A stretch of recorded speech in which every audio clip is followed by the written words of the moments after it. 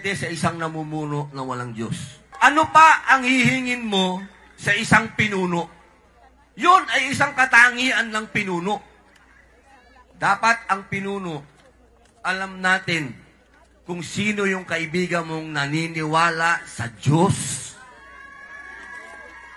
Hindi po pwede. Bago ko po ituloy ang sabihin, hayaan niyo muna po akong bilang isang Muslim, a'udhu billahi minash shaitanir rajim, bismillahirrahmanirrahim.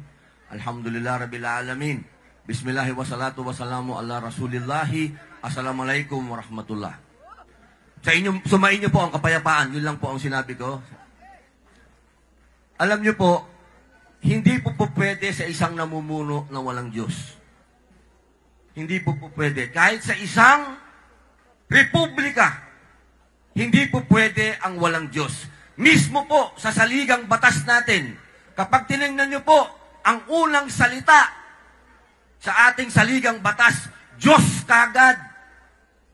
Tayo ay dapat sumunod sa Diyos. Yaan po, napakaliwanag po niyan. Kaya mga mahal kong kababayan, kung si Pastor Kibuloy, nakita niyo po ang kagandahan ng Davao, kung ano ang ginawa niya sa Kingdom of Jesus Christ, na wala siyang ginamit na perang gobyerno,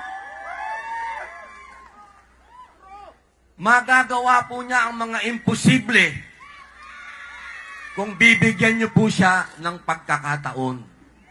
Yung mga ibinibintang po sa kanya ngayon, wala pa pong napapatunayan dyan, mga mahal kong kababayan. Kung napapanood niyo po sa Senado, noong siya po ay hinihiring doon, pinagtatanggol ko po. Bakit? Hindi naman korte ang Senado. Wala po kaming karapatang magsabi kung sino ang guilty o not guilty. Yan po ay nasa kapangyarihan lamang ng korte. Kaya mga mahal kong kababayan, kumakatok po ko sa inyong puso kasama ang ating mahal na dating Pangulong Rodrigo Roa Duterte, na sana po bigyan natin ng pagkakataon si Pastor Kibuloy na maging senador.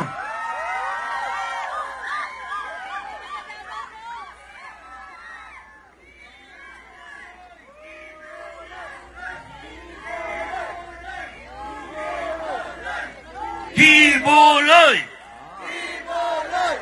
Kibuloy! Salamat po. Alam nyo, napakasarap marinig. Kibuloy. Pastor Apollo Kibuloy. Number 53. Yan po, bilang panghuling salita para sa kanya.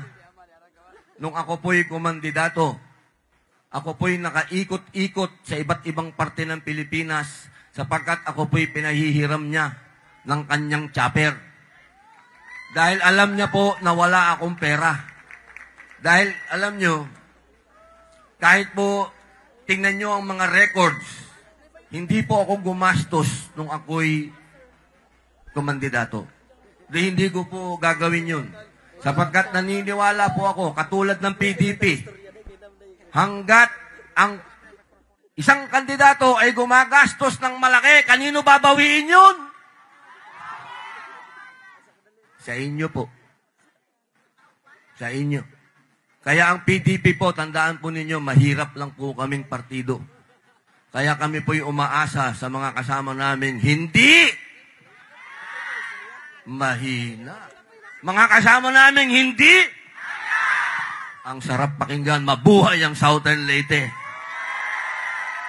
Hindi sila bayad.